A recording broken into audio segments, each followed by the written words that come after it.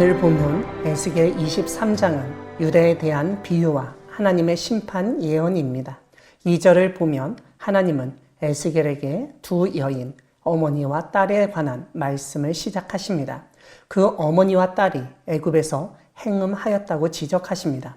그런데 3절을 보면 언니의 이름은 오홀라이고 아오는 오홀리바입니다. 4절 뒷부분은 그 이름을 통해서 하나님이 지칭하고자 했던 대상을 알려주십니다.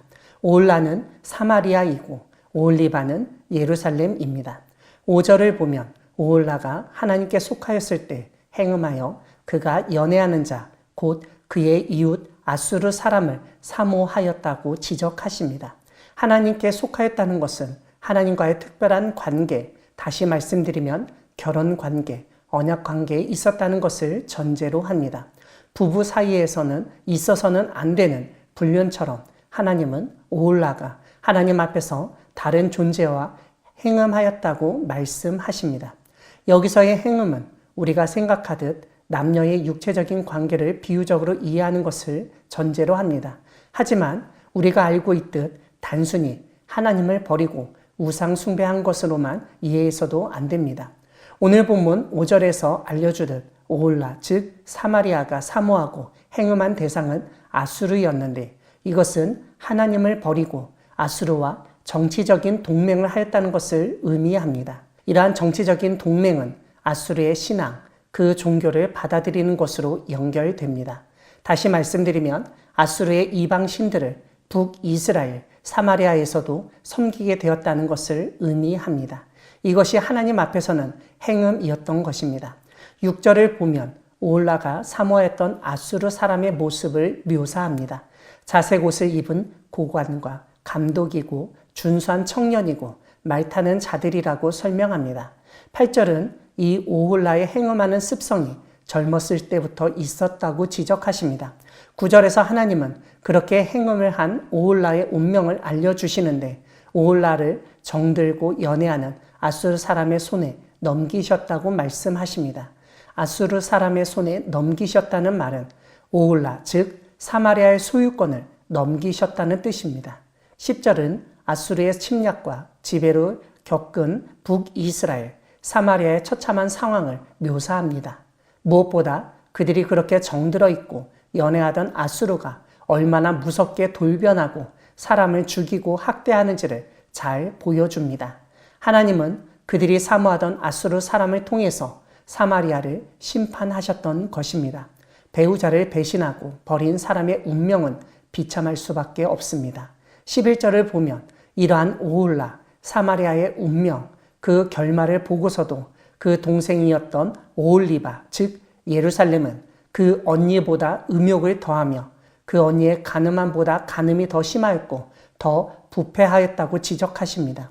예루살렘은 힘있어 보이는 대상들에게 더욱 적극적으로 매달리고 행음에 열을 냈던 것 같습니다. 아수르가 좋아 보이면 아수르와 행음하고 바벨론이 좋아 보이면 바벨론과 행음하고 애굽이 좋아 보이면 애굽과 행음하기에 바빴던 것입니다. 사마리아가 그런 아수르를 사모하고 정들고 연애하다가 완전히 망했는데도 교훈을 얻지 못하고 예루살렘이 그들을 똑같이 사모하고 연애하였던 것을 보게 됩니다. 그래서 13절에서 하나님은 그 두 여인이 한 길로 행하였다고 말씀하십니다.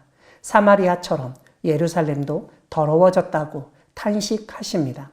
그런데 예루살렘이 사마리아보다 더 음욕이 심하고 간음하고 더 부패하였다는 점을 14절에서 확인할 수 있습니다. 붉은색으로 벽에 그린 사람의 형상, 곧 갈대아 사람의 형상을 보았기 때문입니다. 15절은 바벨론 사람들의 모습을 보여주는데 허리를 띠로 동이고 머리를 긴 수건으로 쌌으며 그 용모는 다 준수한 자였다고 알려줍니다. 문제는 그런 이후에 예루살렘이 바벨론을 싫어하는 마음이 생겼다는 점입니다. 그래서 또 다른 사람을 사랑하게 됩니다. 그래서 결국 하나님은 오홀라, 사마리아를 싫어한 것처럼 오홀리바, 예루살렘도 싫어하게 되었다고 말씀하십니다. 36절을 보면 하나님은 에스겔에게 네가 오홀라와 오홀리바를 심판하려느냐라고 말씀하시면서 그러면 그 가증한 일을 그들에게 말하라고 명령하십니다.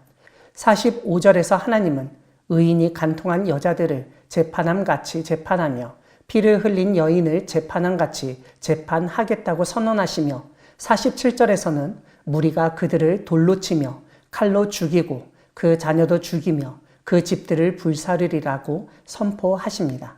결국 하나님은 내가 이 땅에서 음란을 그치게 한즉 모든 여인이 정신이 깨어 너희 음행을 본받지 아니하리라고 말씀하십니다. 사랑하는 광야교회 성도 여러분, 하나님은 행음한 사마리아와 예루살렘을 심판하신 분이십니다.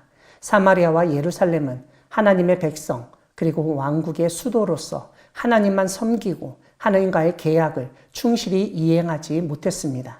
하나님을 배신하고 우상을 섬기고 다른 나라를 의지하는 행음을 저질렀습니다. 그런데 그런 행음은 비단 사마리아와 예루살렘만의 문제가 아닙니다. 우리 역시 하나님보다 다른 존재, 나에게 이득이 되고 내 눈에 더 좋아 보이는 대상을 받아들이고 얼마든지 사랑할 수 있기 때문입니다. 오늘날 한국 교회 안에서는 편향된 정치 이념을 내세우며 갈등과 폭력을 조장하는 사람들이 있습니다.